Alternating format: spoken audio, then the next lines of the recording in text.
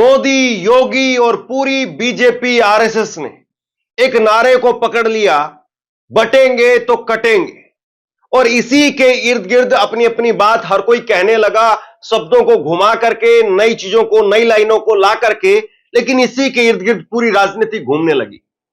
लेकिन इस राजनीति की कैसे इंडिया गठबंधन ने हवा निकाल दी है, बैंड बजा दी है, और उसके बाद बीजेपी इस मुद्दे पर बैकफुट पर आ गई है। सिलसिलेवार तरीके से देखिए कि कैसे मोदी योगी ने बटेंगे तो कटेंगे, एक रहेंगे तो सेफ रहेंगे, एक है तो सेफ है, अलग अलग जो है वो नारे गढ़े। और इसको फिर खूब आरएसएस ने भी लपका, आरएसएस ने भी खूब इसको चलाया। या यूं कहे कि आरएसएस से आया हुआ नारा योगी मोदी के द्वारा बुलवाया गया। लेकिन अब इंडिया गठबंधन वो कह रहा है कि ना बटेंगे ना कटेंगे, एक थे, एक हैं और एक ही रहेंगे, सेफ ही रहेंगे। यानी पूरी तरीके से हवा निकाल दी। और इसके बाद राहुल गांधी को, मल्लिकार्जुन खड़गे को, जो सबसे ज्यादा इस नारे पर, इस राजनीति पर हिट कर रहे थे, बीजेपी ने उनको लाल किताब यानी संविधान के नाम पर घेरने का काम किया। और यह लाल किताब यानी संविधान, यह अपने आप में बहुत विवादित चीज है। मतलब संविधान को आप इतना छोटा बना दे रहे हैं कि उसको लाल किताब की संज्ञा देकर के आप उसको वामपंथी के साथ में, उग्रवाद के साथ में, और न जाने किस किस तरीके से उसको पेश करने की कोशिश कर रहे हैं। शायद कभी किसी ने सोचा भी नहीं होगा कि देश के संविधान के साथ में भी इस तरह का घिनौना मजाक किया जाएगा। लेकिन उस पर भी करारा तंज आया है और करारा जवाब आया है मल्लिकार्जुन खड़गे की तरफ से, वो भी आपको सुनाऊंगा। सबसे पहले बटेंगे कटेंगे वाली राजनीति पर राहुल गांधी ने एक पोस्टर जारी कर दिया। राहुल गांधी का पोस्टर आप देखिए, राहुल गांधी ने यह पोस्टर जारी कर दिया जिसमें लिखा कि मन की बात अब जुबां पर आ गई है, एक है तो सेफ है।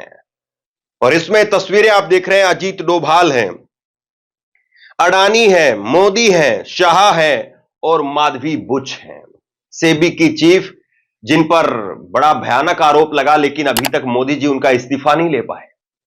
तो ये विपक्ष ने कहा कि ये सब अपने बारे में बता रहे हैं, अपने डर के बारे में बता रहे हैं कि हम एक हैं तब तक हम सेफ हैं, वरना कुर्सी से उतरते ही अमित शाह भी नपेंगे और कुर्सी से उतरते ही नरेंद्र मोदी भी नपेंगे, माधवी बुच और तमाम इसी तरह से आप गिनती गिनते चले जाइए। अब इसके बाद में, इस पोस्टर के बाद में, बीजेपी के उस पोस्टर की बटेंगे कटेंगे की उसकी हवा तो निकल ही गई। हालांकि अखिलेश यादव पहले ही कह रहे थे कि जुड़ेंगे और जीतेंगे। ये बटेंगे और कटेंगे का जवाब जुड़ेंगे और जीतेंगे दिया गया, लेकिन अब और अलग तरीके से और अनोखे तरीके से इसका जवाब जो निकल करके सामने आया है। और ये देखिए एक पोस्टर जो जारी किया गया है, न बटेंगे न कटेंगे, एक है और एक ही रहेंगे, जिसमें हिंदू, मुस्लिम, सिख, ईसाई सबको यहां पर कार्टून के तौर पर दिखाया गया है। कांग्रेस ने एक और पोस्टर जारी कर दिया, एक ही तो सेफ है, यानी मोदी साहब के पीछे जो छिपे हुए यहां पर इस तस्वीर में दिखाई दे रहे हैं, अडानी साहब, वही तो सेफ हैं, बाकी कोई सेफ नहीं है। और इसके बाद में बीजेपी ने अपने इस नारे को नीचे उतारना शुरू कर दिया, ग्राउंड पर उतारना शुरू कर दिया। खबर आप देखिए आपकी स्क्रीन पर, गुजरात के अंदर एक शादी में दूल्हे ने अपना कार्ड छपवाया शादी का, तो उसमें लिखा न बटेंगे तो कटेंगे, ये नारा जो उसमें लिखा गया, और मोदी और योगी की तस्वीर भी जो उसमें चिपकाई गई। तो मतलब ये चीज कहां तक पहुंचाई जा रही थी, कितनी नीचे तक पहुंचाई जा रही थी, इसको आप समझ सकते हैं। और इसके बाद में जब राहुल गांधी ने संविधान को आगे लेकर के बीजेपी पर अटैक करना शुरू किया, तो बीजेपी ने कहा कि भैया ये संविधान के नाम पर सिर्फ लाल किताब बांट रहे हैं और उसमें भी कोरे पन्ने, खाली पन्ने हैं। अब इसका जवाब दिया मल्लिकार्जुन खड़गे ने। मल्लिकार्जुन खड़गे की ये तस्वीर आप देखिए, उन्होंने एक तस्वीर लेकर के आए प्रेस कॉन्फ्रेंस के अंदर और कहा कि आप जिनको वामपंथी बता रहे हैं, जिनको उग्रवादी बता रहे हैं, आतंकवादी बता रहे हैं, ये यहां पर राष्ट्रपति रामनाथ कोविंद जो है वो है, और उनके साथ में नरेंद्र मोदी खुद है, और यही लाल किताब, यही संविधान जो उनको दे रहे हैं। तो आप राष्ट्रपति जी को क्या कहेंगे, पूर्व राष्ट्रपति को क्या कहेंगे? बीजेपी के नेता संविधान की लाल रंग की किताब को नक्सलियों की निशानी बता रहे हैं, जबकि नरेंद्र मोदी खुद 26 जुलाई 2017 को ऐसी ही प्रति पूर्व राष्ट्रपति रामनाथ कोविंद जी को सौंप चुके हैं। यानी खुद ही लाल रंग की संविधान राष्ट्रपति को देते हैं और हमें अर्बन नक्सल बोलते हैं। यह दिखाता है कि ये लोग कितने बड़े झूठे हैं। नक्सलवादियों की निशानी बोले वो, ऐसा लेके अर्बन नक्सलाइट का वो काम करते हैं बोल रहे हैं। तो मैं मोदी जी साहब को पूछता हूं, 26 जुलाई 2017 को Kovind had become president a day, उस वक्त आपने ही ये दिखाया है। देखिए, आप देखिए, ये भी झूठ है, हम बता रहे हैं, तारीख बता रहे हैं। हाँ, अर्बन नक्सलाइट है। देखो, इतना झूठ बोलना, ये खुद ही देते हैं और हमको अर्बन नक्सलाइट बोलते हैं। और ये खुद ही देते हैं कि ये इसमें कोरे पन्ने हैं, इसमें कुछ लिखा हुआ नहीं है।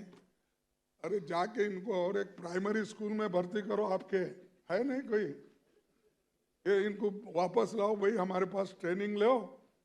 तो कांग्रेस ने एक तरीके से बीजेपी के एजेंडे की हवा निकालनी शुरू कर दी और कांग्रेस बता रही है, दिखा रही है लोगों को कि भैया ये एक हैं तो सेफ हैं।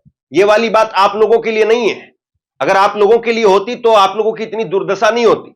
राहुल गांधी ने ट्वीट किया और उसमें खबर उन्होंने पोस्ट की, जो खबर बरौनी रेलवे स्टेशन से निकल करके सामने आई, जहां पर एक रेलवे के कर्मचारी की मौत हो गई, दर्दनाक, वो भी उसको ब्लर करना पड़ा है हमें। देखिए, राहुल गांधी ने लिखा कि आम लोग कब सेफ होंगे मोदी जी, आप तो बस एक अडानी को सेफ करने में लगे हुए हैं। यह भयावह तस्वीर और खबर भारतीय रेल की लंबी लापरवाही, उपेक्षा और जानबूझकर की गई कम भर्तियों का परिणाम है। तो राहुल गांधी कांग्रेस पार्टी ने कहा कि भैया ये तो अपने लिए सेफ्टी ढूंढ रहे हैं, इनको आपकी सेफ्टी से कोई मतलब नहीं है, इनको जनता की सेफ्टी से कोई मतलब नहीं है।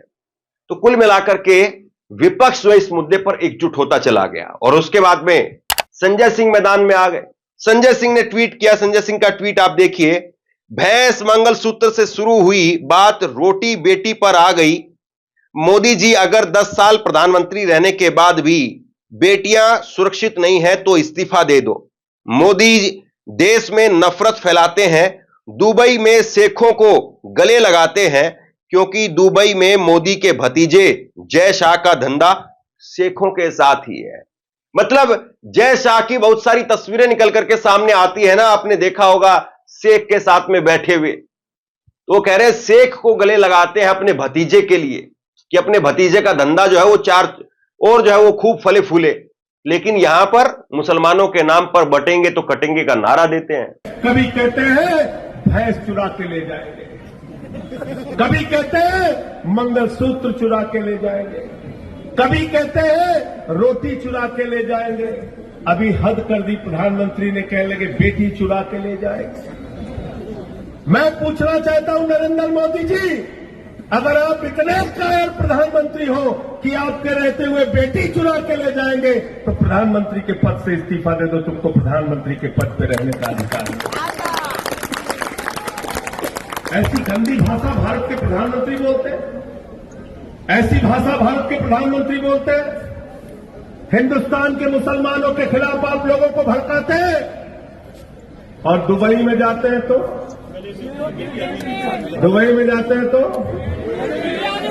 देखे हुए शाहरुख खान भी ऐसे फिल्मों में नहीं मिलता होगा गले हीरोइन से जैसे मोदी जी मिलते हैं शेख। देखे हो नहीं देखे हो? देखे हो ना, शेखों को एकदम गले लगा लेते हैं। कतर की मस्जिद में जाएंगे वहां गले लगा देंगे, दुबई की मस्जिद में जाएंगे वहां गले लगा देंगे। क्यों लगाते हैं गले, कभी सोचा आपने? क्योंकि वहां पर नरेंद्र मोदी के भतीजे जय शाह का धंधा चलता है, धंधा चलता है। जहां धंधा चलेगा वहां धर्म पीछे है और हिंदुस्तान में मुसलमानों के खिलाफ भड़काना है। मैं तो कहता हूं मोदी जी, कतर के मुसलमानों से इतना प्यार है, दुबई के मुसलमानों से इतना प्यार है, थोड़ा इससे समीम से भी प्यार कर लो, इसको भी गले लगा लो। कभी यहां भी मस्जिद में घूम के आ जाओ, ये नफरत की बातें बंद करो, इससे कुछ भी हासिल होने वाला नहीं है। और इस्लाम, मुसलमान, मैं तो कुल मिलाकर के इंडिया गठबंधन इस पर एकजुट होता हुआ नजर आ रहा है। और इसके बाद में मोर्चा संभाला तेजस्वी यादव ने, और तेजस्वी यादव ने कहा कि भाई ये तो एक तरफ बटेंगे कटेंगे वाली बात करते हैं, ये आपके बच्चों के हाथों में तलवारें देते हैं काटने के लिए, लेकिन हम आपके बच्चों के हाथ में कलम देंगे। ये तलवार देने वाले लोग हैं, हम कलम देने वाले लोग हैं, आप तय करिए कि आपको कौन से लोग चाहिए। इसलिए मिलजुल करके रहना है सबको। ये लोग तलवार देना चाहता है भाजपा वाला, लोजपा वाला, और हम लोग कलम देना चाहते हैं, आपके हाथ में नौकरी देना चाहते हैं। अब तय आप लोग करो कि कलम उठाना चाहते हो कि तलवार उठाना चाहते हो। कुल मिलाकर के जिस चीज को बीजेपी अपना सबसे बड़ा मोहरा बना करके बेचने की कोशिश कर रही थी, वही सबसे ज्यादा फ्लॉप निकला। और इसके बाद एक नेता, तमाम जो है वो पार्टियों के नेता, वो इस पर एकजुट होते चले गए और बीजेपी की इस मुद्दे पर हवा निकालनी शुरू कर दी। और इसके बाद में एक और वीडियो में आपको दिखाता हूं, रितेश देशमुख वो भी सामने आए और उन्होंने कहा कि जो आपको बता रहे हैं कि उनका धर्म खतरे में है, तो उनका कोई धर्म खतरे में नहीं है, या आपका धर्म खतरे में नहीं है, उनकी पार्टी खतरे में है, इसीलिए वो ऐसी बात कर रहे हैं। एक्टर रितेश देशमुख जो अपने भाई का प्रचार करने के लिए आए, कांग्रेस में उनके भाई चुनाव लड़ रहे हैं, उनका प्रचार करने के लिए आए, सुनिए क्या कहा। जो पक्ष म्हणतोय तुम्हाला की धर्म बचाव, धर्म धोके में आहे, खरं म्हणजे ते धर्माला प्रार्थना करतायत की आमचा पक्ष धोक्यात आहे, तुम्ही आम्हाला वाचवा। काही गरज नाही भूल थापायला, बळी पडायची। त्यांना पहिला म्हणा धर्माचं आम्ही बघून घेतो, आमच्या कामाचं सांगा तुम्ही। धर्माचं आम्ही बघून घेतो, आमच्या पिकअप आणायला तुम्ही काय भाव देतायत ते सांगा। धर्माचं आम्ही बघून घेतो, पण आमच्या आई बहिणी त्या सुरक्षित आहेत का नाही ते सांगा। ये जो एजेंडा बीजेपी ने तैयार किया, इस एजेंडे की हवा अब इंडिया गठबंधन के तमाम नेता एक साथ आकर के वो निकाल रहे हैं और बता रहे हैं कि राजनीति ये नहीं है जो बीजेपी कर रही है, राजनीति उन मुद्दों पर होनी चाहिए जो मुद्दे लोगों के हैं, जरूरी मुद्दे हैं। और मल्लिकार्जुन खड़गे तो सीधे तौर पर कह रहे हैं कि मोदी जी की दोनों टांगे नकली हैं। क्या कह रहे हैं? मोदी जी की दोनों टांग नकली है, ये मल्लिकार्जुन खड़गे ने कहा है। मल्लिकार्जुन खड़गे का बयान आप देखिए, पीएम मोदी ने 2 टांग लगा लिए हैं, उनके पैर दोनों नकली हैं, एक टीडीपी की, दूसरा टांग जेडीयू का। अगर वो दोनों टांग निकाल दें तो वह चल भी नहीं पाएंगे। दरअसल सबको पता है कि नरेंद्र मोदी बैसाखियों वाले प्रधानमंत्री हैं। इस बार 400 पार का नारा देने वाले 272 भी नहीं ला पाए, और इस बार 2 बैसाखियां लेकर के और बकौल मल्लिकार्जुन खड़गे 2 नकली टांग लेकर के मोदी चल रहे हैं। और जिस दिन मोदी की ये दोनों नकली टांग निकाल ली गई, मोदी रेंगने लगेंगे। मल्लिकार्जुन खड़गे इस बात को कह रहे हैं। तो पूरे तेवर में एक तरीके से कांग्रेस पार्टी नजर आ रही है। मल्लिकार्जुन खड़गे जबरदस्त तरीके से मोदी पर अटैक करते हुए नजर आ रहे हैं। सवाल यह है कि मोदी इसका जवाब क्या देंगे। सबसे बड़ी बात यह है कि जिस तरीके से महाराष्ट्र के चुनाव में बीजेपी मुद्दों के लिए तरस रही है, कोई ना कोई नया मुद्दा तलाश करने की कोशिश उसकी लगातार है, और 10 दिन का चुनाव बचा है, और ऐसे में अगर बीजेपी के हाथ कुछ नहीं लग रहा है तो फिर सोचिए कि बीजेपी की डगर वो कितनी मुश्किल हो गई।